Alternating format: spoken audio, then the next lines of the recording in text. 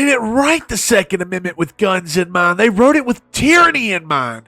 They had watched as their fellow countrymen were gutted with bayonets, hung as traitors, and burned alive in their homes and executed in the streets just for daring to resist a government that saw them as nothing more than simple subjects that they could control. And now, you think the same government doesn't exist today? You think that history can't repeat itself? Well, if you believe that, then you're already dead. Just think back to Lexington and Concord. They weren't protests, those were slaughters.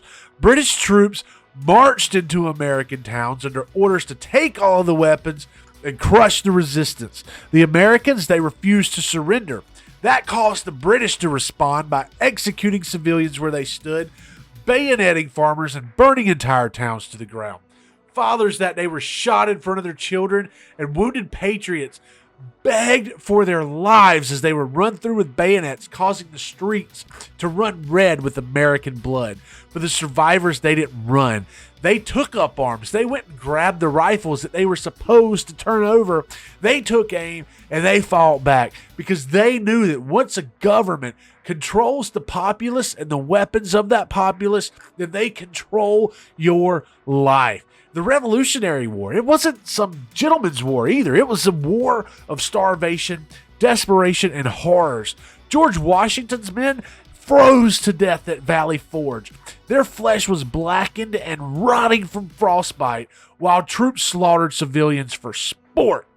Wounded patriots literally crawled through the mud, spilling their guts out, crying for their mothers, and the officers in charge had to silence their dying cries so that they wouldn't give up positions to their enemies. You think that those men suffered and died so that we could sit here to debate reasonable gun control? Absolutely not. They fought because they knew what happens when people don't have weapons.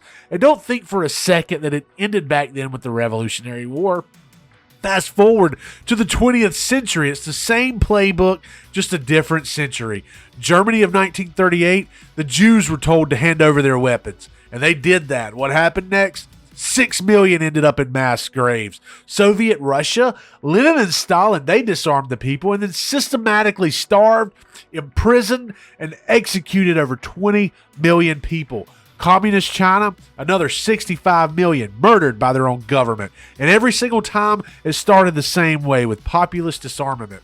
And now, look all around you. You think it can't happen here? You think the same government that chose to lie about WMDs, spied on its own citizen, funded wars that have killed absolutely millions, and locked up political prisoners? You think that that government wouldn't turn its weapons against you?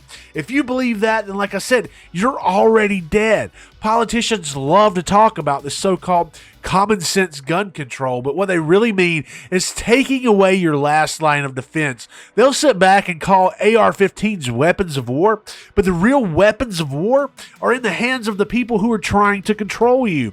The drones, the tanks, the surveillance, the biological weapons, and the power to erase your existence at the mere push of a freaking button. And you think that they won't turn it on you? You think that some government that locked down its own citizens in their homes, taxed them into poverty, and arrested people for protesting is here to protect you? Wake up. They say, well, the founding fathers never could have imagined the AR-15s, but they didn't write the Second Amendment based on what weapons existed.